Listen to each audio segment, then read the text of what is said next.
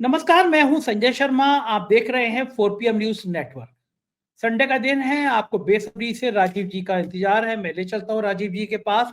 हर बार की तरह मैं फिर कह दूं, अगर आपका ज्योतिष में रुचि है तो ये प्रोग्राम देखिए, नहीं हो तो बिल्कुल मत देखिए। मेरी ज्योतिष में रुचि है, इसलिए मैं ये प्रोग्राम करता हूँ। राजीव जी पेशे से इंजीनियर हैं, बेहद पढ़े लिखे हैं, फिर उनको अध्यात्म में रुचि हुई। उन्होंने धर्म शास्त्रों का अध्ययन किया और ज्योतिष की बातें करने लगे, जन्मपति देखने लगे। राजीव जी के बारे में बहुत सारे लोगों ने मुझे फोन किया, मैसेज किया, ट्वीट किया कि राजीव जी ने 4 PM के बारे में क्यों नहीं बताया कि 4 PM चैनल बंद हो जाएगा, आपके बारे में भविष्यवाणी क्यों नहीं करी। तो मैंने राजीव जी के शो में सबसे पहले यही सवाल पूछा कि आखिर आपने मेरी भविष्यवाणी क्यों नहीं करी। साथ ही मैंने पूछा कि 4 PM चैनल बंद हुआ, लेकिन इतनी ख्याति मुझे मिल गई जितनी शायद 20-25 करोड़ में भी नहीं मिलती। ये बात मैंने ट्वीट पे लिखी और मैंने ये भी लिखा, प्रधानमंत्री जी, मैं आपके सहायता कोष, प्रधानमंत्री सहायता कोष, जिसका हिसाब आपको कभी नहीं देना होता है, मैं उसमें हर साल 10 लाख रुपए दान कर दूंगा। मेरा चैनल इसी तरह हर साल बंद कराते रहिए, क्योंकि इतनी ब्रांडिंग हो जाएगी मैंने सोचा नहीं था। तमाम बातें हैं। मैंने राजीव जी से इस प्रोग्राम में पूछा है कि राहुल गांधी की जिंदगी में मई से क्या बड़ा बदलाव आने जा रहा है, और जैसा कि मई का महीना राजनीति का बड़ा उथल पुथल है, तो मोदी जी के हालात क्या होने वाले हैं। शानदार बातचीत है, पूरी बातचीत है। ये बातचीत आप भारत में 4 PM यूपी पर सुन पाएंगे, क्योंकि 4 PM नेशनल अभी बंद है। तो 4 PM यूपी पे अगर आप सुन रहे हैं, तो अगर आप इस देश में फ्रीडम, आज़ादी चाहते हैं मतलब पत्रकारिता का, तो इस चैनल को 4 PM यूपी को सब्सक्राइब और ज्वाइन करें, और अपने साथ साथ कम से कम 50 लोगों को ये बात कहें कि अगर पूरे देश में 4 PM बंद किया गया है, भारत सरकार को 4 PM से इतनी मिर्ची लगी है, तो उसका जवाब यही है कि 4 PM को ज्यादा से ज्यादा सब्सक्राइब करें, ज्वाइन करें। हम लोगों ने सुप्रीम कोर्ट पे रिट कर दी है, 2-3 दिन में फैसला आ जाएगा। ईश्वर ने चाहा तो फैसला आपके पक्ष में आएगा, 4 PM नेशनल भी खुलेगा, 4 PM यूपी तो आपके साथ है ही है। चलते हैं राजीव जी के पास, राजीव जी से समझेंगे, बातचीत करेंगे। चैनल को सब्सक्राइब और ज्वाइन करिएगा। चलिए राजीव जी, 4 PM न्यूज नेटवर्क में स्वागत है राजीव जी आपका। मैं अब किसी दूसरे की जन्म पत्री क्या पूछूं, लोग ट्विटर पे, फेसबुक पे और मेल करके पूछ रहे हैं कि राजीव नारायण जी ने आपकी जन्म पत्री नहीं देखी थी क्या, आपका चैनल बंद हो गया, राजीव जी ने आपको नहीं बताया था क्या। अब मैंने सोचा कि मैं उनको क्या जवाब दूं। मैंने कहा संडे को सुबह सुन लेना, संडे की सुबह राजीव जी बता देंगे कि उन्होंने जन्म पत्री देखी थी या नहीं देखी थी, चैनल का भविष्य देखा था या नहीं देखा था, उन्होंने बताया था या नहीं बताया था कि बंद होगा। मैंने कहा जो भी पूछना है, जो भी शंकाएं हैं, वो संडे की सुबह आपको मिल जाएंगी। तो राजीव जी, उन लोगों के सवाल ये हैं कि 4 PM न्यूज नेटवर्क को भारत सरकार ने बंद कर दिया, और हम्म। ये कह के बंद किया कि साहब ये नेशनल सिक्योरिटी के लिए खतरा है। तो अच्छा। बाकी किसी चीज से बंद कर देते तो शायद मुझे आपत्ति नहीं होती, लेकिन उन्होंने कह दी साहब नेशनल सिक्योरिटी के लिए खतरा है, मतलब मुझे दाऊद इब्राहिम की श्रेणी में लाके खड़ा कर दिया। तो मुझे तो लगा कि जब जो आदमी नेशनल सिक्योरिटी के लिए खतरा होता है, उसको तत्काल रास्का में तुरंत गिरफ्तार कर लिया जाता है, और जितनी धाराएं होती हैं दुनिया की सब लगा दी जाती हैं। लेकिन मैं तो मौज कर रहा हूँ, सुबह स्विमिंग करी मैंने बहुत बढ़िया, एक 5 स्टार होटल के स्विमिंग पूल में।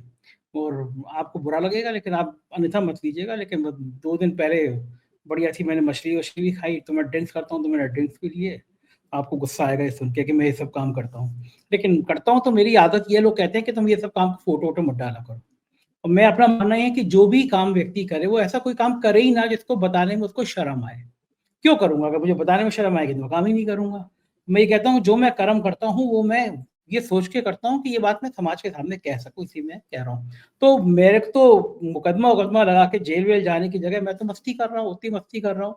और हम लोग सोच रहे हैं कि बहुत परेशान वरेशान हो गए, लेकिन पता नहीं है मेरी जन्म पत्री में कौन सा ग्रह है कि मेरे को कभी टेंशन ही नहीं होती, मैं उतना ही मस्त रहता हूँ। लेकिन बड़ा सवाल ये है कि भाई लोगों ने किस वीडियो के तहत बंद किया, ये मुझे नहीं पता। बस यूट्यूब से मेल आया कि सरकार ने कहा नेशनल सिक्योरिटी के लिए 4 PM खतरा है, इसलिए ब्लॉक कर देते हैं। तो एक बहुत मजेदार आदमी ने कहा कि तुम्हें बंद भी किसने कराया? प्रधानमंत्री ने। तो मतलब वो है ना कि दुश्मन भी अगर ऐसा हो तो मजा आता है, कि अगर युद्ध छिड़ रहा है तो फिर सीधा सीधा मुख्यमंत्री और प्रधानमंत्री से छिड़े, अच्छा आता है।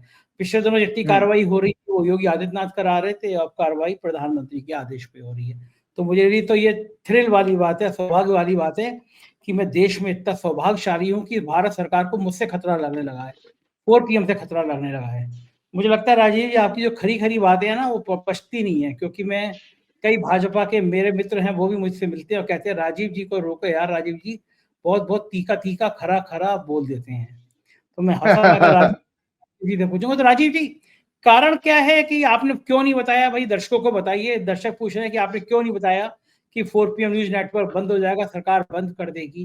क्या कारण रहा और अब क्या भविष्य क्या है? 4 PM न्यूज नेटवर्क गायब हो जाएगा सुर्खियों से, कुछ दिनों बाद लोग भूल जाएंगे कि कौन संजय शर्मा थे, कौन 4 PM था।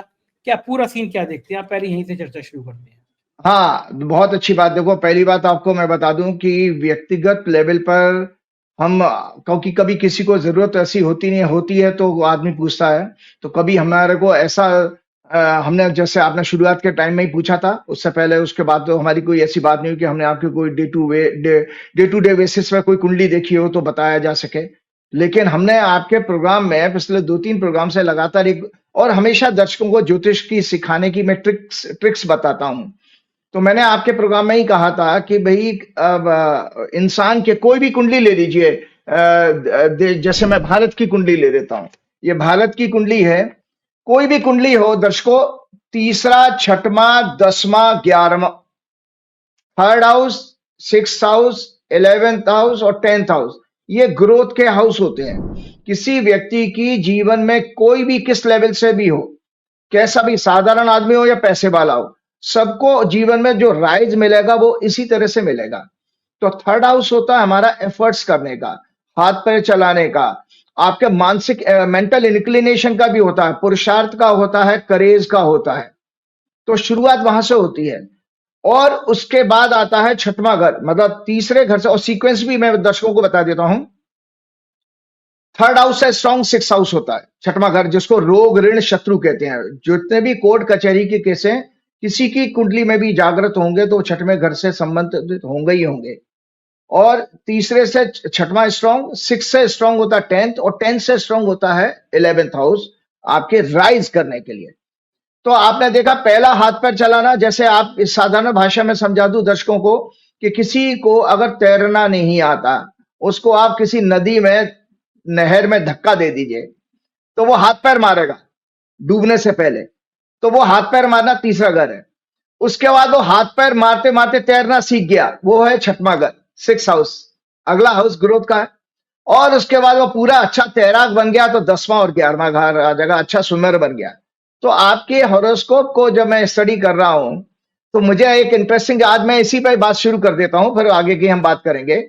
मैंने आपकी हॉरोस्कोप को स्टडी किया दर्शकों, आपको बता देता हूं, मैं व्यक्तिगत रूप से किसी की कुंडली ऐसे नहीं दिखाऊंगा, लेकिन संजय जी ने मुझे कहा भी नहीं है, मैं अपनी तरफ से एक स्टडी मैंने कर ली थी।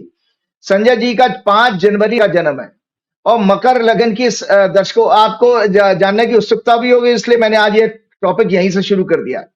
संजय जी की मकर लगन की कुंडली है, मकर लगन का स्वामी शनि होता है और कर्क राशि है, चंद्रमा इनका कर्क में था जब ये पैदा हुए थे।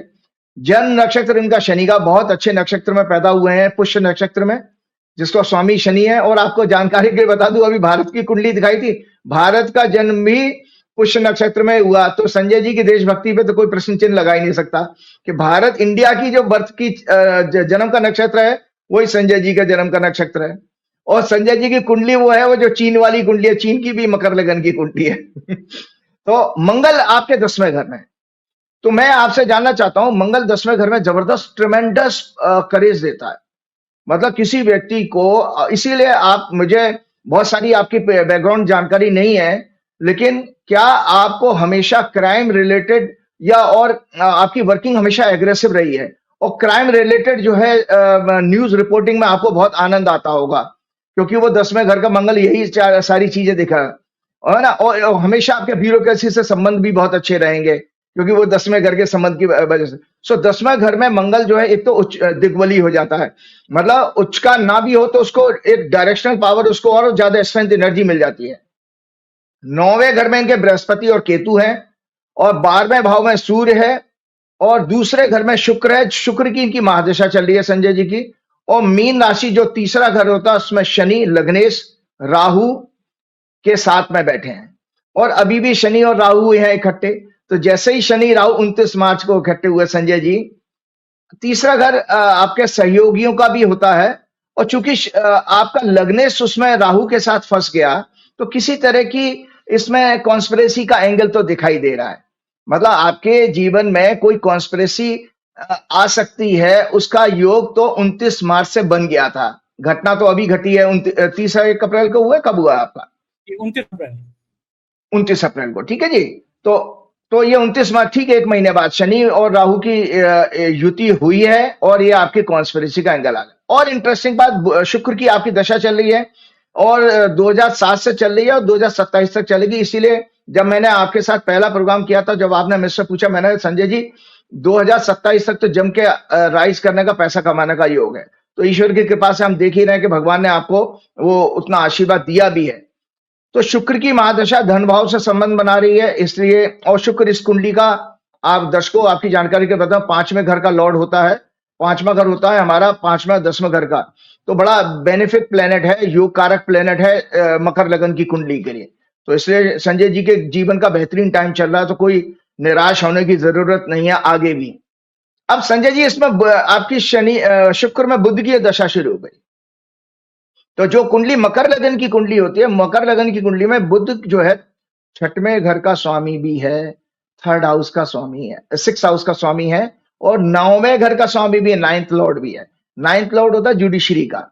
तो दर्शकों मैं आपकी जानकारी के बता दूं, तो चूंकि संजय जी की कुंडली में 6th हाउस एक्टिवेट हो गया, 6th हाउस लिटिगेशन का होता है, तो एक एंगल कॉन्स्पिरेसी का आया कि किसी ने कॉन्स्पिरेसी के जरिए ये काम करा। दूसरी बात है कि उसमें आपका लिटिगेशन में आपको जाना ही था, क्योंकि आपके 6वें घर की दशा चल रही है। और साथ में मैं आपको यह भी बता दूं, इस समय बुध जो है गोचर में, ट्रांजिट में नीच के हैं, 3रे घर में ही है, जहां सहयोग की मैंने आपकी बात करी थी ना, शनि, शुक्र और बुध, ये सब अभी मीन राशि में गोचर कर रहे हैं राहु के साथ में। तो संजय जी 7 मई को आपका जो मैटर, आपने, मैंने कहीं आपने व्हाट्सएप पे आपने देखा था कि शायद आपने उसको चैलेंज, लीगली चैलेंज भी किया है, और अगले हफ्ते में आपका आने वाला है। सुप्रीम कोर्ट पे रिट कर दिए और इसी हफ्ते में, जो कमिंग हफ्ता है, उसी में वो मैटर आने वाला है। हाँ, तो अब आप सुन लीजिए, 7 मई को सुबह 4 बजे दर्शकों, 7th मई मॉर्निंग 4 बजे के आसपास बुध, यही बुध अपनी नीच की राशि कम से कम 1.5 से 2 महीने के बाद इस राशि को बदल रहा है। अमूमन बृहस्पति बुध जो है अमूमन 17 दिन में राशि बदल देता है, लेकिन ये उसमें वक्री हुआ, अस्त हुआ, इस तरह करके मूवमेंट में काफी लंबा समय ले गया। और अब 7 तारीख को 4 बजे सुबह सुबह ये राशि बदलेगा और आपके मेष राशि में आ जाएगा। मेष राशि आपका 4था घर होती है, और 4th हाउस से वो 10वें घर को देखेगा। 10वां घर कर्म का होता है। किसी भी व्यक्ति का अगर कर्म में बाधा आएगी, मतलब कोई जो आपकी एक्टिविटी चल रही थी अभी नॉर्मल, अगर उसमें कोई बाधा आएगी तो 10वां घर के ऊपर पाप ग्रहों का प्रभाव आ जाएगा, या दशमेश को कोई परेशानी होगी। तो दशमेश भी अभी परेशानी में तो चल ही रहे हैं, क्योंकि आपका शुक्र जो है महादशा लॉर्ड भी, वो 10th लॉर्ड भी है, वो भी अभी मीन राशि में फंसे पड़े राहु के साथ में, शनि के साथ में है उच्च के। तो बुध जैसे ही अभी जो अंतर्दशा का स्वामी बुध है वो मेष राशि में आएगा, 10th हाउस को देखेगा, वहां से आपके लिए जुडिशरी से, क्योंकि 9वें घर का स्वामी भी है बुध, बुध आपका भाग्येश है, तो ये भाग्येश के अंदर परिवर्तन आते ही आपको रिलीफ मिल जाएगी। ये मैं अपनी कैलकुलेशन में, हॉरोस्कोप में देख रहा हूं। सबसे बड़ी बात है कि और आपको बता दूं, क्या नाम है, 4th हाउस 4th लॉर्ड पे देखा जाता है, ये कट्टर देशभक्त होने चाहिए। एक और चीज मैंने इसमें देखी थी हॉरोस्कोप में, 4था घर होता है मातृभूमि का, माता से प्रेम, मातृभूमि से प्रेम। पहले तो एक तो होता 9वां घर। 9वां घर भी बेसिकली हमारी नैतिकता का और दया, करुणा, जितने भी सद्गुण होते हैं वो 9th हाउस से देखे जाते हैं। वो किसी के अंदर देशभक्ति हम कैसे देखेंगे, उसकी सूर्य की अवस्था देख लीजिएगा, उसकी चंद्र की अवस्था देख लीजिएगा, उसकी लग्न की अवस्था देख लीजिएगा, और उसके अंदर 9वां घर अगर मजबूत है, साथ में 4था घर मजबूत है, तो आपका 4th लॉर्ड 4th को देख रहा है, तो आपकी देशभक्ति पे तो कोई किसी तरह का प्रश्न चिन्ह उठा ही नहीं सकता। मतलब आपको अपनी मदर से भी बहुत अटैचमेंट रही होगी, जब आप अपने बचपन में आपने देखा होगा। और चंद्रमा आपका अपनी कर्क राशि का ही अपनी राशि का है, तो वो देशभक्ति वाला मसला तो है। तो आपको कोर्ट से रिलीफ मिलने जा रही है, क्योंकि आपकी कुंडली में जबरदस्त राजयोग है। बुध की दशा में बुध आपका 9th लॉर्ड होकर के लगन में बैठा हुआ, राजयोग का समय चल रहा है आपका, ग्रेट टाइम। तो ऐसे केस में यहाँ पर आपको रिलीफ ही नहीं मिल रही है। मतलब मुझे सीधा राज्यसभा में भिजवाने की तैयारी कर रहे हैं, अगला भाषण नहीं, 2027 के बाद you must try for politics. आपको अच्छा 2027 के बाद जब सूर्य की दशा आ जाएगी ना आपकी 6 बरस की, तो आपके लिए पॉलिटिक्स का योग दिखाई दे रहा है उसके अंदर।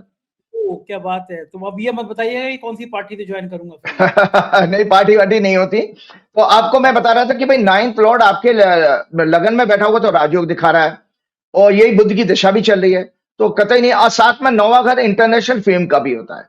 तो आपको ये बता देता हूँ कि यहाँ से जो रिलीफ मिलने वाली है, आपकी रेटिंग, आपके सब्सक्रिप्शन जो है, ट्रिमेंडसली एक बहुत ज्यादा पॉपुलरिटी की तरफ आप जाओगे। क्योंकि इसी महीने में आपका 30 मई के आसपास शुक्र भी चेंज हो जाएगा, जो आपका महादशा का स्वामी है, वो भी मेष राशि में आ रहा है। ठीक है, साथ में 29 मई को आपकी कुंडली में बड़े बड़े परिवर्तन हो रहे हैं मई के महीने में। अच्छा एक आपकी कुंडली है, एक राहुल गांधी की कुंडली है, जो जबरदस्त कोई मतलब ग्रह रिजल्ट ऐसे अच्छे दिखा रही है कि जिन लोगों के लिए बहुत अच्छा समय। तो आपको 30 मई को शुक्र का बदलना, 29 मई को शनि का राहु से मुक्त हो जाना, ये सब घटना चक्र दिखाता है कि ग्रेट टाइम है आपका। तो ये भगवान ने ये जो दिया संघर्ष करके आपने जो हासिल किया, वो अगली 10th हाउस की और 11th हाउस की जो वर्टिकल राइज की है, जो एकदम से स्मूथ सेलिंग जिसको कहते हैं, राइज करने का समय आपके हॉरोस्कोप में आ गया। सो ये बिल्कुल। बढ़िया हुआ जो भगवान ने, जो कहते हैं ना, जो ईश्वर ने किया वो अच्छे के लिए किया, वो हमेशा ये कहा जाता, तो वही चीज आपके साथ हुई है अभी। ये बात तो सही है ब्लेसिंग राजीव। इन जी। मैंने तो लिखा भी, ट्वीट भी किया और फेसबुक पे भी लिखा कि मैंने कभी सोचा नहीं था मैं 20-30 करोड़ रुपए भी खर्च करता तो इतनी ब्रांडिंग नहीं मिलती। मतलब बहुत सीनियर जर्नलिस्ट ने उन्होंने बताया कि अमेरिका में मीडिया में चर्चा, ऑस्ट्रेलिया की मीडिया में चर्चा, गल्फ में चर्चा कि कौन सा चैनल है, जैसे भारत ने भाई पाकिस्तान के बंद किया आपने ठीक किया, लेकिन भारत में कौन सा चैनल था जो सरकार को इतना दर्द दे रहा था कि सरकार ने कहा साहब ये हमें नेशनल सिक्योरिटी के बहाने इस चैनल को बंद कर दो। तो ये जो बिल्कुल लेमैन तक था ना मेरा चैनल, मतलब मैं कल्पना नहीं कर सकता था। जैसे ये बंद हुआ, हम लोगों ने 4PM यूपी शुरू किया, मतलब पहले से था लेकिन सारे वीडियो 4PM यूपी पे डालने शुरू किए। हम मानते थे, हमारी टीम मानती थी कि 4PM यूपी को 7-8 महीने में 1 मिलियन हो जाएगा, 7-8 महीने लगेंगे, 7-8 महीने में हो जाएगा। और राजीव जी 4 दिन बीते हैं, कल तक शायद वो 1 मिलियन हो जाएगा। रोज 50,000 1 लाख सब्सक्राइबर उसमें बढ़ते चले जा रहे हैं। अभय दुबे जी मैंने कल वीडियो किया, वो 5 लाख लोगों ने देखा यूपी पे, जबकि उसके इतने सब्सक्राइबर भी नहीं है। तो मैं देख रहा हूँ कि एक नाक कटी मुंह बन गया। सरकार ने एक को बंद किया, दूसरा जेट की स्पीड से भाग रहा है जब तक वो बंद ना हो जाए। और मुझसे अभय दुबे जी ने भी कल ये बात कहा था कि जब ये खुलेगा तो तुम सोच नहीं सकते कि इसकी क्या ब्रांडिंग होगी। और मैं आज आपके माध्यम से, राजीव जी, कोई बड़ा पत्रकार ऐसा नहीं था जिसने मेरे उसके ऊपर वीडियो नहीं बनाया, कोई बड़ी वेबसाइट नहीं थी, मतलब इतनी ब्रांडिंग सच में 20-30 करोड़ करके खर्च नहीं मिलती। तो मैंने ट्वीट किया कि प्रधानमंत्री जी आप मुझसे हर साल 10 लाख रुपए प्रधानमंत्री सहायता कोष में ले लीजिए, जो आप डिक्लेयर ही नहीं करते वो कोष आप ही का है, तो मैं हर साल 10 लाख रुपए उसमें डाल दूंगा। लेकिन हर साल में ऐसे ही 5-6 दिन के लिए मेरा चैनल बंद करा दिया करिए। मुझे लगता है बंद परमानेंट तो आप करा नहीं पाएंगे, क्योंकि अगर ये जन जन की आवाज बन गया। प्रेस फ्रीडम दिवस कल था, तो भारत की रैंकिंग शर्मनाक तरीके से गिर रही है कि भारत में जो पत्रकारों की स्थिति है वो दुनिया में शर्मनाक स्थिति में भारत पहुंच रहा है। ये अभिव्यक्ति की आजादी को रोकने की कोशिश कर रहे हैं, तो वो तो रुक पा नहीं रही है इनसे, लेकिन इन्होंने रोकने की कोशिश में मुझे और ब्रांड बना दिया। आप सही कह रहे हैं, शायद ये मुझसे, आपने कहा था कि शुक्र की महादशा चल रही है और से मेरा कुछ होगा नहीं, मेरे को मस्ती आनी है, तो वही कारण है, बता रहा हूँ ना कि मैं आपको बढ़िया स्विमिंग कर रहा हूँ, बढ़िया खाना खा रहा हूँ, घूम रहा हूँ, मस्ती कर रहा हूँ, और बाकी सुप्रीम कोर्ट की तैयारी भी कर रहा हूँ, और देखते क्या हो। नहीं, वो मैंने बताया कि आपका सर्टेन शॉर्ट आपकी सक्सेस आपको मिलने जा रही है जुडिशरी से, क्योंकि जुडिशरी का लॉर्ड है आपकी कुंडली में। आपकी कुंडली में जो जुडिशरी का लॉर्ड है।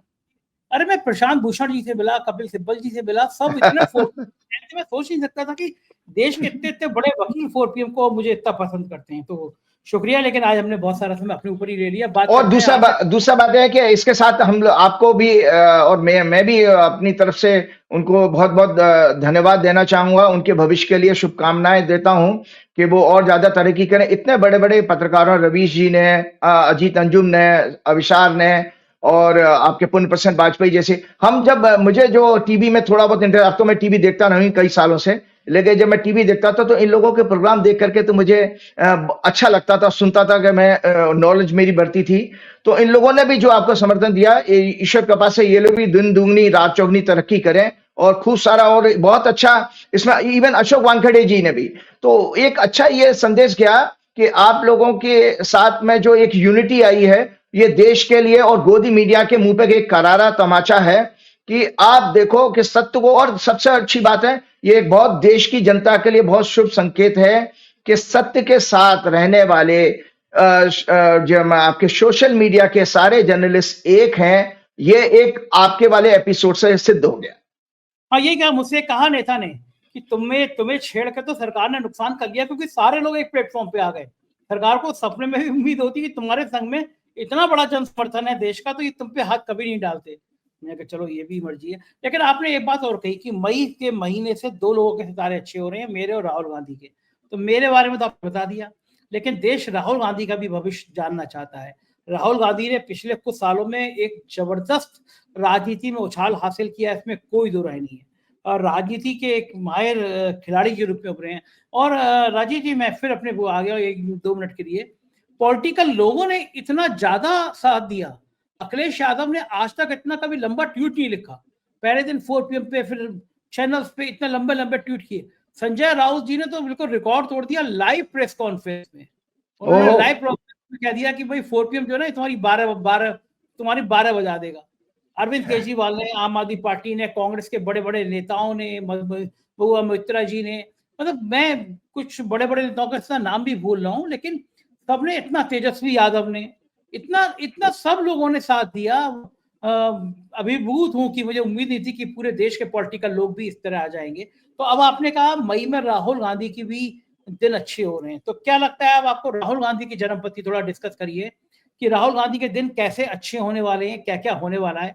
फिर हम आपसे ये पूछेंगे कि आपने कहा था कि अपने साहिब, अपने 56 इंच वाले, 36 गलती से कह गया मैं, क्षमा कर दिया साहिब, सुनना तो एन से मत लगा दीजिएगा, 56 इंच वाले साहिब जो हैं, तो आपने कहा था मई में थोड़ी परेशानी आएगी। काहे की परेशानी? एक चीज तो है मेरे वो मोदी जी में कॉमन, हम दोनों स्टाइलिश कपड़े पहनते हैं, हम दोनों मस्ती करते हैं, हम दोनों किसी की टेंशन नहीं लेते। मुझे अपने बंद होने की टेंशन नहीं है, उन्हें पहलगांव में आतंकी मारे जाने की टेंशन नहीं है। पहलगांव के आतंकी मारे गए, भाई अपना सऊदी का दौरा छोड़ के आया, आतंकियों की जगह छोड़कर सीधा वो बिहार में पहुंच गए। उसके बाद 2 दिन बाद लोगों को लगा पाकिस्तान अटैक की तैयारी होंगी, गोदी मीडिया कर रहा था अटैक अटैक अटैक। 9 घंटे वो फिल्मी शाहरुख खान और अक्षय कुमार और अभिनेत्रियों को देख देख के 9 घंटे गुजारते रहे। उसके बाद में वो केरल में थे, केरल में मस्ती करते रहे, सुबह दूसरे कपड़े, तो शाम को दूसरे कपड़े, और फिर चंद्रबाबू नायडू के संग मंच पे अटखेलियां करते रहे, जैसे नीतीश के संग खेलते रहे। तो हमारी दोनों की जन्मपत्री तो पता नहीं कैसी होगी, लेकिन आदतें मस्ती वाली एक जैसी है। मैं भी मस्त रहता हूँ, प्रधानमंत्री भी मस्त रहते हैं, लेकिन आपने कहा था मई से उनके लिए परेशानी शुरू हो जाएगी। तो पहले हम राहुल गांधी पर चर्चा करते हैं, फिर मोदी जी पे आएंगे। राहुल गांधी की जिंदगी में मई में क्या क्या होने वाला है ये बताइए। बहुत अच्छा। एक तो छोटी सी बात, मैं एक और आपसे टेक्निकल चीज समझना चाहता हूँ, मुझे जानकारी नहीं है कि जब मेरे को किसी ने दोपहर के टाइम में उस दिन फोन मैसेज किया था कि भाई 4 PM बंद हो गया, तो मैंने यार क्या है आप चंडू खाने की खबरें भेजते हो, मुझे ऐसे र्यूमर मत भेजा करो। लेकिन जब मैंने रवीश का प्रोग्राम देखा तब मुझे कंफर्म हुआ ये, और हमारी आपकी तो शायद लेट इवनिंग में बात हुई थी। लेकिन उस दिन मेरा जो पिछले संडे का प्रोग्राम दर्शकों चल रहा था कि शायद आपको चैनल जो है ब्लॉक कर दिया गया था। तो मैं आपसे ये चीज जानना चाहता हूं कि जैसे जब चैनल ब्लॉक किया जाता है तो उसमें नए प्रोग्राम नहीं कर सकते आप लोग? नहीं राजीव जी, उसमें ये हुआ कि इन्होंने हमारा चैनल केवल भारत में देखने के लिए प्रतिबंधित किया। तो हम लोग, वो तो ठीक है, हम जो अपने आप वीडियो बोल रहे हैं ये हमारे नेशनल चैनल पे भी जाएगा, ये यूपी पे भी जाएगा। तो यूपी वाला तो लोग देख सकते हैं। नेशनल चैनल पे कुछ लोगों ने बताया कि पहले पुराने वीडियो चल रहे थे, वो भी ब्लॉक कर दिए गए, अब पुराने वीडियो नहीं देखे जा रहे हैं। लेकिन ये नेशनल चैनल जो है ये पूरी दुनिया में देखा जा रहा है। भारत में VPN यूज करना होता है। अब मुझे नहीं पता वो कानूनी रूप से लीगल है या इलीगल है, लेकिन आप VPN यूज करके आप मेरा चैनल जो ब्लॉक है वो भी देख सकते हैं, क्योंकि मेरे पास मेरे मेल आए और मेरे फोन आए कि हम VPN यूज करके 4 PM देख रहे हैं। अगर मिलने गया तो उन्होंने मेरे सामने VPN लोड किया, बोले देखो हम तो देख रहे हैं तुम्हारा प्रोग्राम VPN यूज करके। अब मुझे पता नहीं कानूनी रूप से उसकी VPN की वैधता है नहीं है, लेकिन प्रोग्राम लोग VPN यूज करके भी देख रहे हैं, क्योंकि नेशनल चैनल में भी सब्सक्राइबर बढ़ रहे हैं तो व्यू बढ़ रहे हैं। तो वो खैर दुनिया में अलग अलग देशों में सब्सक्राइब कर रहे हैं लोग, तो उसके सब्सक्राइबर बढ़ रहे हैं, लेकिन ब्लॉक या भारत में नहीं देखा जाएगा। अच्छा, नहीं वो मुझे इसलिए मैंने पूछा क्योंकि उस दिन मैंने देखा, मेरा रात तक तो पिछले संडे का प्रोग्राम मैं देख पा रहा था, मैंने देखा था ऑन करके भी देखा सब, लेकिन अगले दिन सुबह देखता हूँ तो वो प्रोग्राम बंद कर दिया। तो मैं हंसने लगा, मैंने कि सरकार जो है किसी मेरे एक ब्लॉक चैनल ब्लॉक होने में बड़ा योगदान आपका भी है। लोग कह रहे थे राजीव हाँ, खरी खरी, तो वो बर्दाश्त नहीं होती राजीव जी की खरी खरी। नहीं नहीं वो मैं बात सर, मैंने कहा मुझे तो राजीव ये हंसी, मैं कहा राजीव जी की ब्रांडिंग भी अभूतपूर्व है खरी खरी को कहने के कारण। तो अब देश का कोई ऐसा नेता नहीं है जो राजीव जी का प्रोग्राम ना देखता हो। राजीव जी के खरी खरी कहने के कारण ही ये ब्रांडिंग है। तो चैनल बंद हो या हम बंद हो, हम खरी खरी कहने से तो गुजरेंगे नहीं। नहीं हमारे संजय पास जी, लोग मुझे ये ताज्जुब हुआ कि भाई देखो, एक छोटे मेरे जैसे साधारण से ब्राह्मण से डर गई हूँ, एक ज्योतिषी से कोई डर जाएगा क्या कि वो चैनल बंद करने का या प्रोग्राम बंद करने का क्या कारण है? एक तो ज्योतिष तो वैसे ही ज्योति जमा ईश्वर परमात्मा की वो रोशनी है जो आपको सत्य और असत्य का भेद बताती है। तो मैं तो हमेशा, मेरा कोई व्यक्तिगत स्वार्थ नहीं, कोई व्यक्तिगत मेरी महत्वाकांक्षा नहीं है, लेकिन जो है मैं तो चाहता हूं, मैं तो मेरा ये दिली इच्छा जरूर है कि मेरा देश बहुत तरक्की करे और मेरे देश की युवा पीढ़ी, मुझे बहुत आज के यूथ से बहुत अट्रैक्शन है कि मैं चाहता हूं कि स्कूल कॉलेजेस में जाकर के मैं अपनी बातें कहूं, लोगों को, बच्चों को मोटिवेट करूं। आज एक हैप्पीनेस का टॉपिक मैं जरूर शेयर करना चाहूंगा कि जगह जगह इंस्टीट्यूट्स में, यूनिवर्सिटीज में हैप्पीनेस के कोर्सेज शुरू किए गए हैं। मतलब लोगों के अंदर से हैप्पीनेस गायब हो गया और हमारा देश भी हैप्पीनेस इंडेक्स में दुनिया में जो है पाकिस्तान से भी नीचे है, बांग्लादेश और पाकिस्तान नेपाल से नीचे हमारा हैप्पीनेस इंडेक्स में। तो वो सब चीजें मैं, तो मेरा तो काम यही था कि भाई मैं सत्य और सत्य में बोलना है। हमेशा याद रखिएगा दर्शकों, सत्य जो है तीखा होगा और खरा होगा, क्योंकि वो सोने की तरह से एकदम प्योर होता है। तो वही मैं आपने करता रहा हूं। सबसे पहले संजय जी, राहुल गांधी के ऊपर आने से पहले मैं एक ब्रीफ जानकारी देना चाहता हूं कि सरकार ने आपके खिलाफ ये काम क्यों किया होगा और कोई क्यों काम करता है, किस लिए करता है? क्या आपके अंदर एक डर है? एक पत्रकार से, एक यूट्यूब से, एक ज्योतिषी से आपको क्यों डर लग रहा है? इतनी बड़ी सरकार, इतनी बड़ी एजेंसी, इतनी बड़ी ताकत, तो क्यों डर जाते हो? तो मैंने हमेशा आपके प्रोग्राम में भाजपा की एक कुंडली चर्चा करी है। ये देखिए दर्शकों, भाजपा की कुंडली है, इनका तीसरा घर देख लीजिएगा, थर्ड हाउस।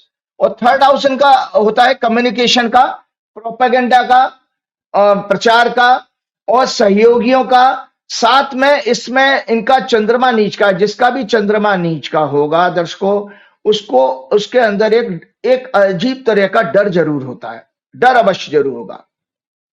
और चंद्रमा नीच का होता है वृश्चिक राशि में, वृश्चिक राशि का स्वामी मंगल है।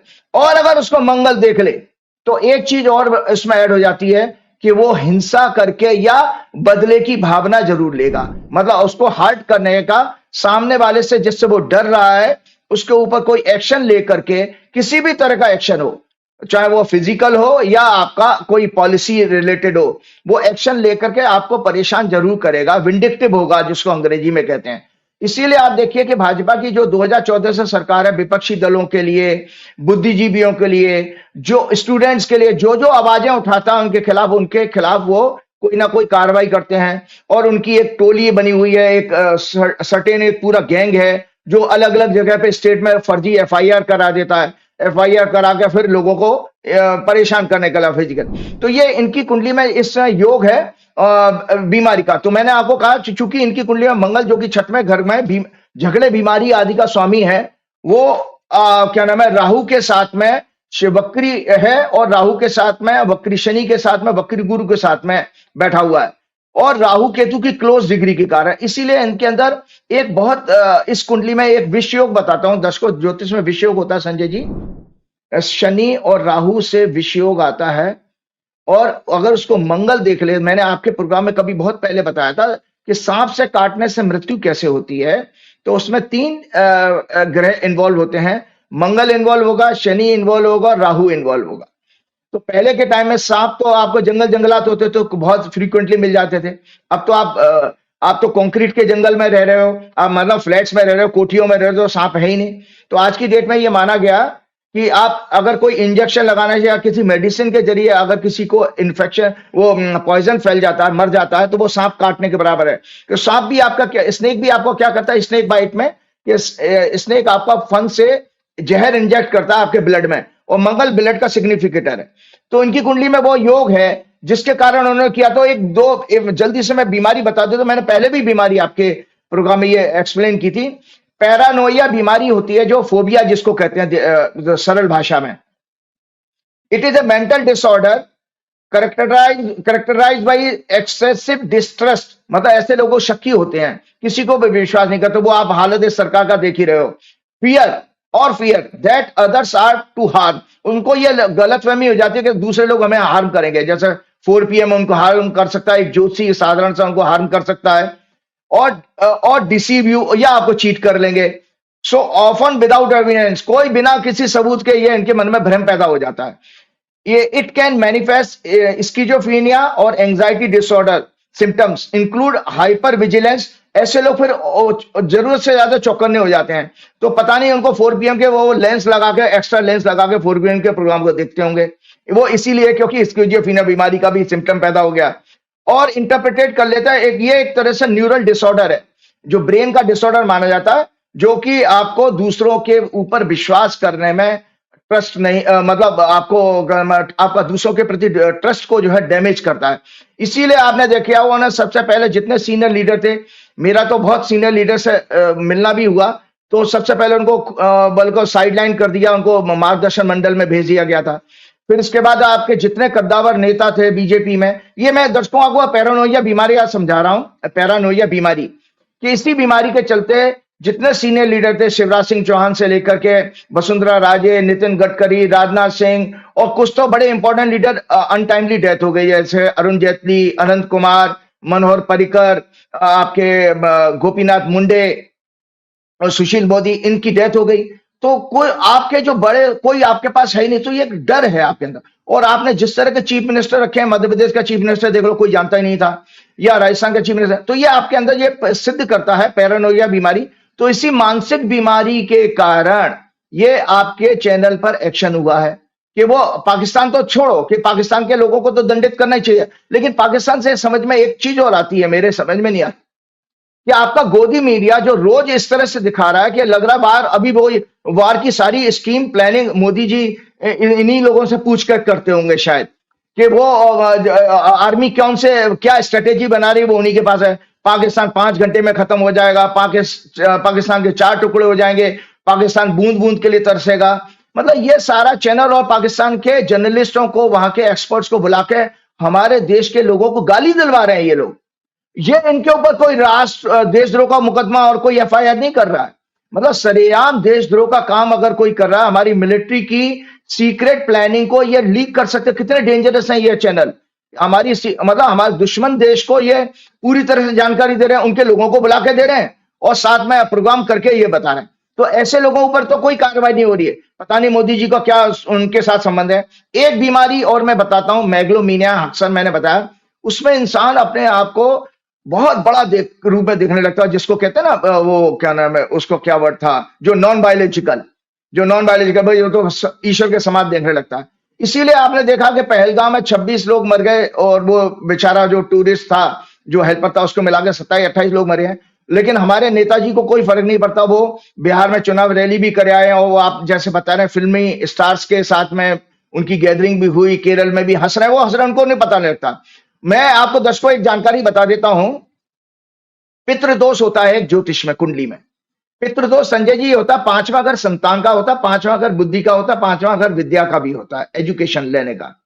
अगर किसी की, दर्शकों आप बताओ, पितृदोष वो होता है कि अगर राहु केतु आपके संतान के भाव में हो, तो ऐसे केस में जो है क्या नाम है, उस संतान में कोई बाधा होगी, और जो है क्या नाम है, या संतान को किसी तरह का कष्ट होगा। तो मोदी जी की कुंडली में कुछ इसी तरह का योग दिखाई दे रहा है कि उनको, इसीलिए वो इतने संवेदनहीन है। मोदी जी इतने संवेदनहीन क्यों हैं?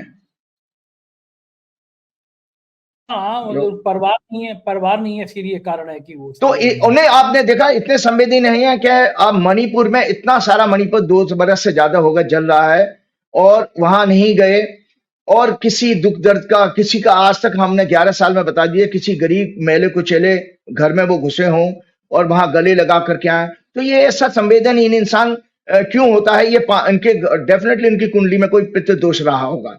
और साथ में आपने ये देखा कि अभी भी जैसे राहुल गांधी तो कानपुर में भी उस कोई शुभम करके था, उसके घर में गए थे, और JNK में भी घूम करके आए हैं।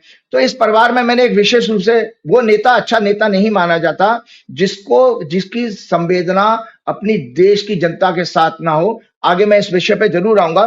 तो मैंने आपको एक मेगलोमीनिया बीमारी आपके बारे में इसमें बताना चाह रहा था कि मेगलोमीनिया बीमारी जो है बेसिकली वो बीमारी है कि जिसमें इंसान को, it is a psychological disorder characterized by an inflated sense of self-importance, delusion or grandeur, and an obsessive desire for power or control. People with this order often believe they are superior to others, exaggerate their abilities or achievement, and may seek admiration or dominance.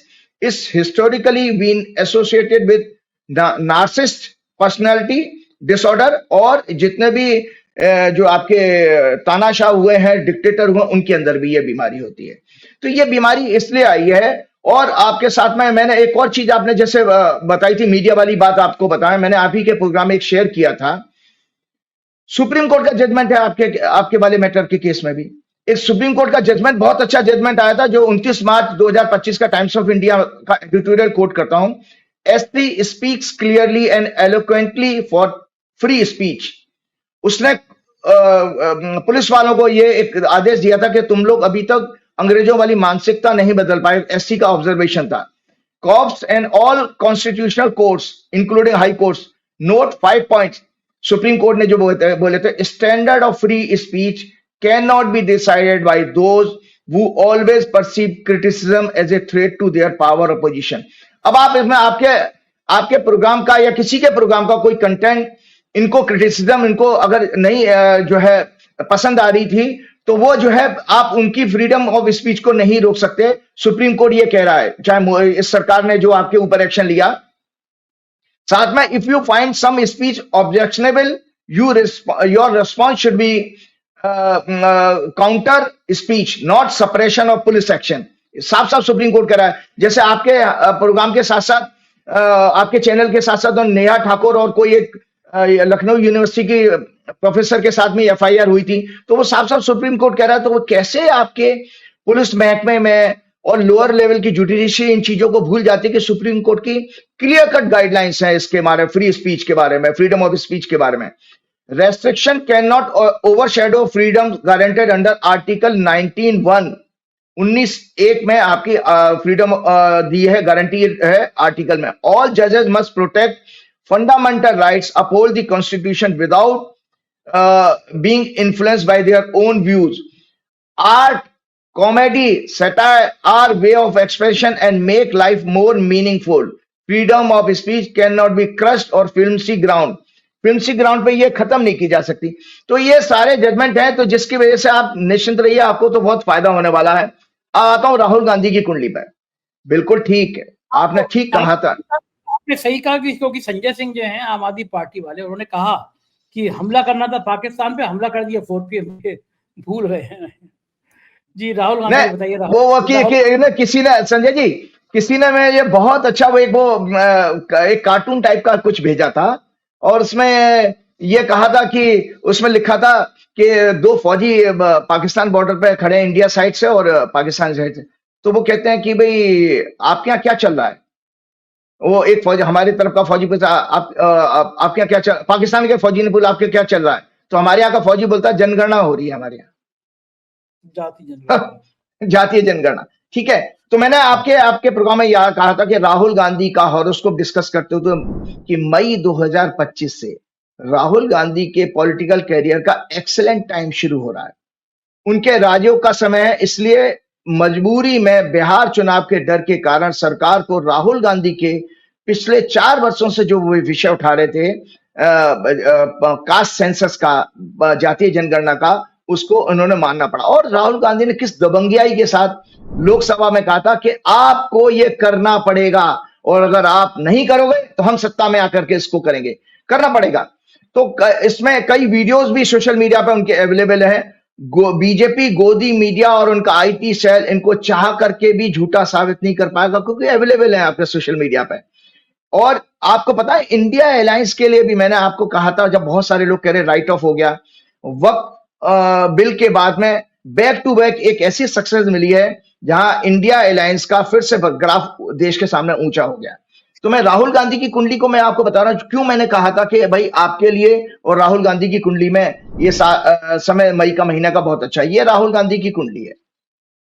हमेशा आपके programme में कहा था कि राहुल गांधी 19 जून 1970 को जन्म हुआ था, शुक्रवार का समय है, तुला लगन की कुंडली है। क्यों राहुल गांधी की इस समय वर्तमान में राहु की महादशा चल रही है? राहु इस समय ट्रांजिट में 12वें घर में है, सॉरी 6वें घर में है, और शनि की इनकी अंतर्दशा शुरू हो चुकी है 20 मई 2024 से। मैंने आपके पिछले प्रोग्राम में भी कहा था, रिकॉल करिए कि 20 मई 2024 2024 कह रहा हूं मैं। और संजय जी 2024 के बाद में राहुल गांधी लोकसभा में विपक्ष के नेता बने, कैबिनेट मिनिस्टर का दर्जा मिला। और मैंने आपके प्रोग्राम में हंसकर कहा था कि कैसे कैसे ज्योतिषी टीवी चैनल पर आ जाते हैं जो कहते हैं कि राहुल गांधी एक पार्षद का चुनाव नहीं जीत सकते, उनकी कुंडली इतनी कमजोर है। लेकिन मैंने हमेशा कहा कि राहुल गांधी की कुंडली में विश्व वर्ल्ड फेमस होने का योग है, क्योंकि उनका लग्नेश 10वें घर में शुक्र जो है अमल कीर्ति योग बना रहा है।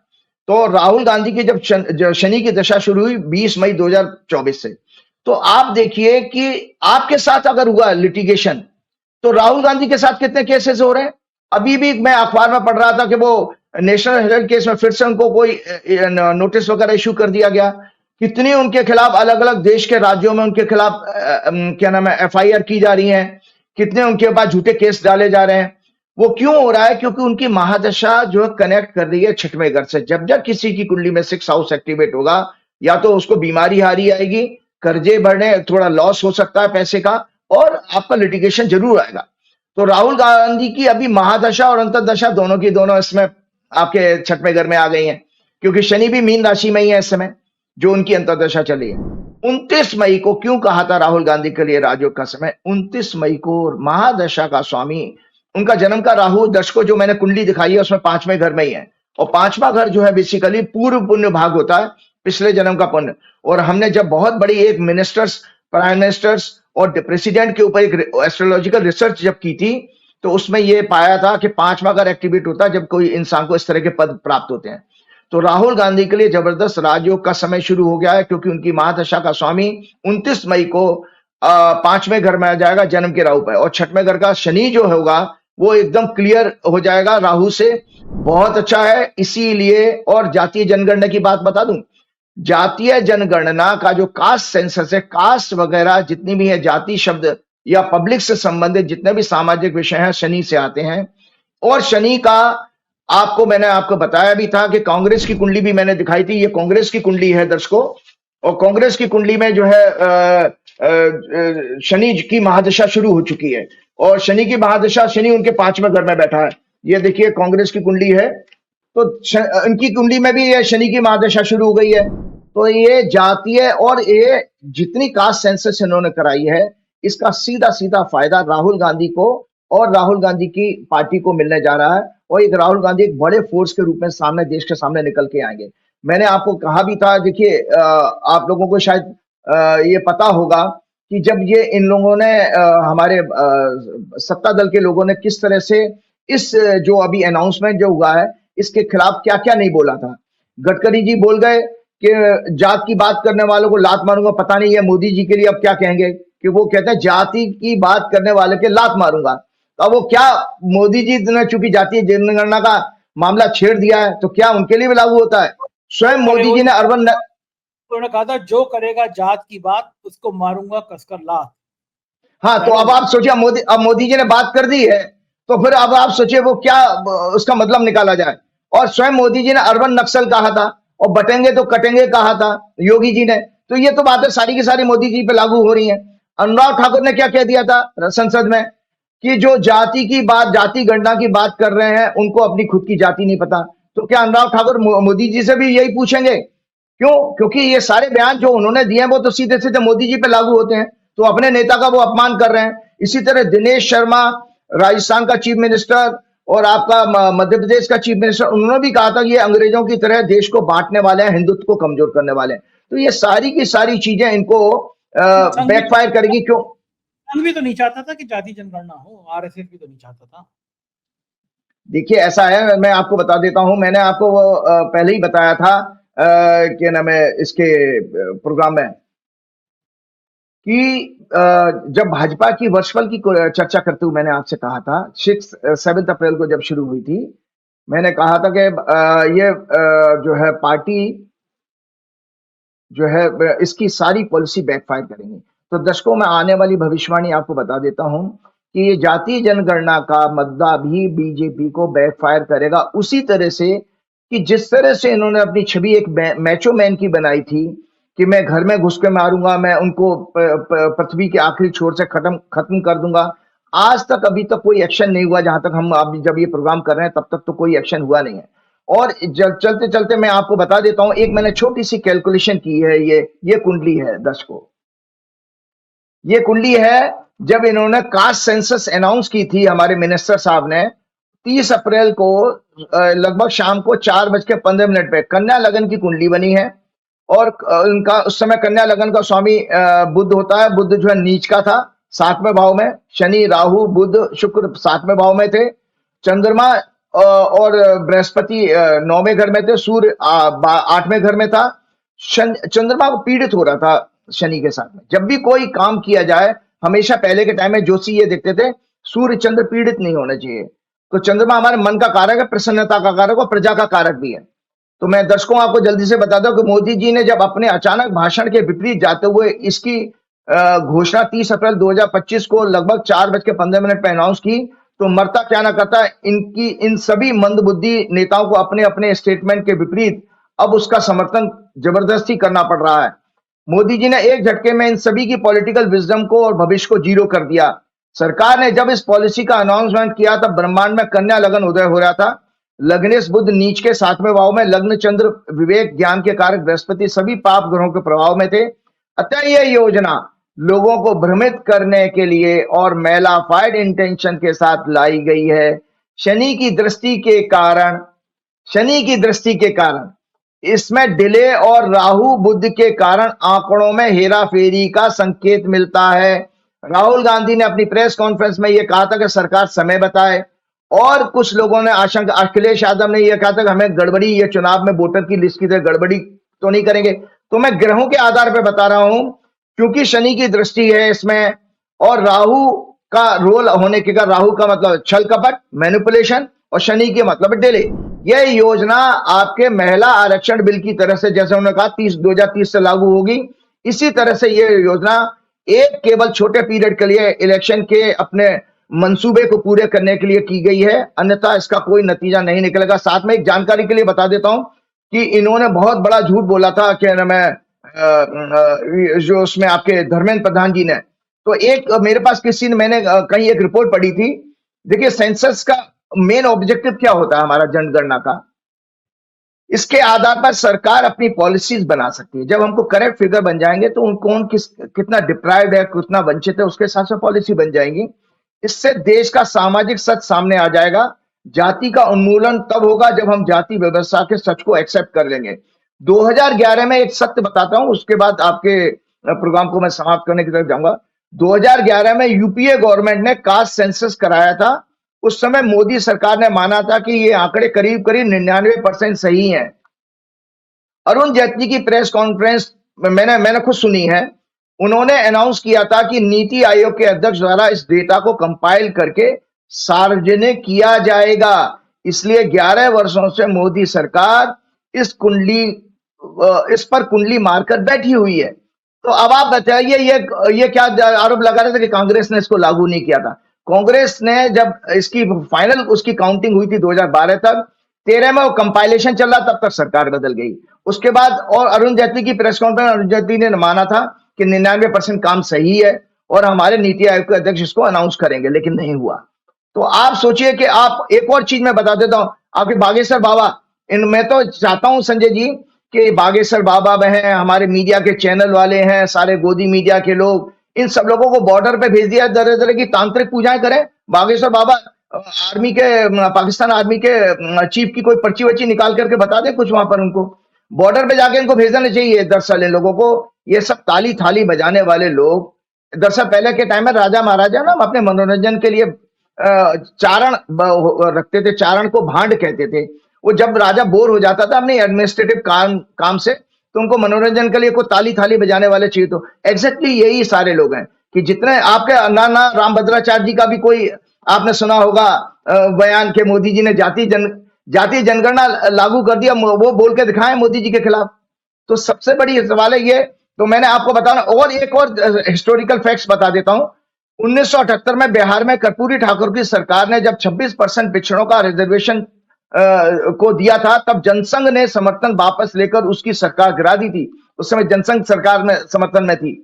कर्पूरी ठाकुर को उस समय भी भद्दी भद्दी गालियां दी गई थी। 1990 में बीजेपी ने मंडल कमीशन की रिपोर्ट लागू करने पर विश्वनाथ प्रताप सिंह की सरकार गिराकर रथ यात्रा निकालने की योजना बनाई थी। एक चीज और चलते चलते मैं कहना चाहता हूं, जो काम इसमें आपके उन्होंने किया, क्या नाम है, फारूक अब्दुल्ला के बेटे ने, जानते हैं आपके हमारे धर्म शास्त्रों में क्या कहा गया है? राजा के जो मैं जल्दी से बताता हूं, राजा के राजधर्म क्या कहा है हमारे शास्त्रों में। कौटिल्य ने अर्थशास्त्र में लिखा है, in the happiness of his people is the Kings happiness, in their welfare his own, his good is not that which pleases him but that which pleases his people. और मार्कंडे पुराण क्या लिखता है, that all person may be happy, में राजा का राजधर्म बताया मार्कंडे पुराण में, that all person may be happy, may express each others happiness, that there may be welfare of all being free from fear and disease, cherish good feelings and sense of brotherhood, unity and friendship। और धर्मराज युधिष्ठिर ने क्या कहा था महाभारत में, I seek no kingdom, nor heavenly pleasure, nor personal salvation, to relieve humanity from its manifold pains and distress is the supreme objective of mankind। और नारद स्मृति क्या कहती है, I shall respect and protect your belief and faith through I hold on to my belief and truth. Manusmriti क्या कहती है, it is obligatory for the king to give equal protection to all his subjects without any discrimination, just as the mother earth gives equal support to all the living beings, a king should give support to all without any discrimination. तो उसने हमारे उमर अब्दुल्ला ने कितनी बढ़िया बात की, इस सदन का स्पेशल सेशन बुलाया, जो कि काम केंद्र सरकार को करना चाहिए था। तो मैंने आज, चूंकि मैं ज्योतिष के साथ साथ धर्मशास्त्र की भी बातें करता हूं, तो मुझे बताना जरूरी था कि राजा का हमारे देश में कितना जो है सम्मान था और कितने अच्छी अच्छी बातें हमारे शास्त्रों में लिखी गई हैं। और हमारा आज हम जो धर्म संस्कृति का पाखंड फैलाने वाले लोगों के अंदर उसका विपरीत आचरण देखते हैं। जो आचरण जिसने दिखाया उसके बारे में मुझे 2 शब्द कहने थे, इसलिए मैंने ये अपनी बात पूरी कर रहा हूं।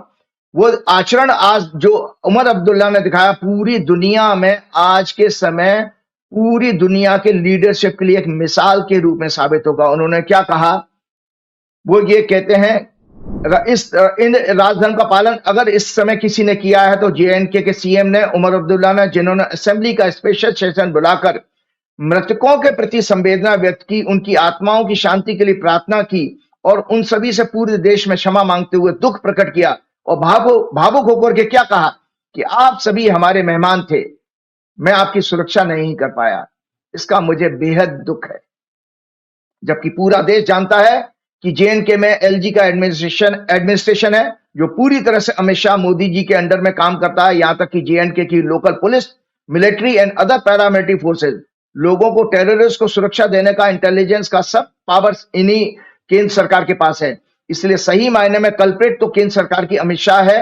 और ये महोदय 8 अप्रैल को JNK में असेंबली में JNK सिक्योरिटी की प्रिपरेशन के लिए वहां मीटिंग भी करके आए थे। उमर अब्दुल्ला का ये स्टेप पूरी दुनिया के एडमिनिस्ट्रेटर के लिए कई वर्षों तक मिसाल रहेगा। उन्होंने गीता में भगवान के द्वारा राजा के कर्तव्यों के अनुसार कार्य किए। भगवान ने गीता में कहा है कि जो महत्वपूर्ण पदों पर बैठे लोग होते हैं, जो श्रेष्ठ मनुष्य होते हैं, जो राजा होते हैं, उनको ऐसा आचरण करना चाहिए जो कि समाज और उन आगे आने वाली पीढ़ियां जिसका अनुसरण कर सके। और अभी तक, और इसके विपरीत अभी तक इस फेलियर के लिए केंद्र सरकार में Shah, Modi ji, police chief, home ministry के ऑफिशियल किसी ने भी घटना का नैतिक जिम्मेदारी लेते हुए अभी अपने राजधर्म का पालन नहीं किया। अभी तक अमित शाह अन्य किसी भी मंत्री ने पहलगाम की घटना के बाद इतने दिन बाद बीत जाने पर भी कोई प्रेस कॉन्फ्रेंस नहीं की है, घटना के सारे फैक्ट्स देश के सामने नहीं लाए हैं, शेयर नहीं किए हैं। और आप इसके विपरीत हम देख ही रहे हैं। तो चलते चलते मैं अब इन लोगों के लिए और क्या कहूं, सबसे बड़ी बात मैं बताता हूं, मैंने हमेशा आपके प्रोग्राम में 2-3 बार वो गधे और उल्लू की कहानी सुनाई थी। उसी से एक मैसेज चला जाता है कि किस तरह से दिन निकलने के बाद भी गधा जब उल्लू की गाइडेंस लेता रहा तो उसका पतन निश्चित था।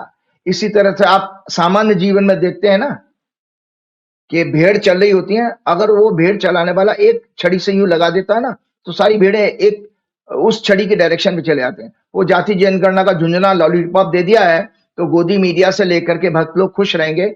और क्या नाम है, एक और बहुत दुखद बात थी, चलते समय मुझे लगा कि इस तरह का घृणित समाज हम लोगों ने पैदा कर दिया है।